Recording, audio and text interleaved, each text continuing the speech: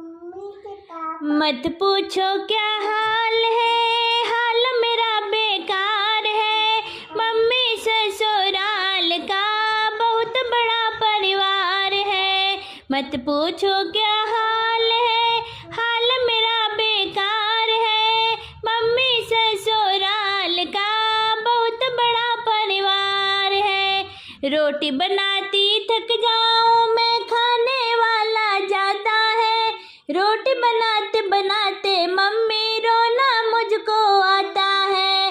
रोटी बनाती थक जाऊं मैं, खाने वाले जाता है। रोटी बनाते बनाते मम्मी रोना मुझको आता है। रोटी की भरमार है, पूरा 1000 है। मम्मी ससुराल का बहुत बड़ा परिवार है। मत पूछो क्या हाल है, हाल मेरा बेकार है। मम्मी ससुराल का बहुत बड़ा परिवार है। पाँव छूते थक जाऊं मैं, जितनी इतनी ज्यादा है। पाँव छूते छूते मम्मी वजन रह गया आधा है। पाँव छूते थक जाऊं मैं, जितनी इतनी ज्यादा है। पाँव छूते छूते मम्मी वजन रह गया आधा है। जितने की भरमार है, एक से एक बेकार है। मम्मी ससुराल का बहुत बड़ा परिवार है।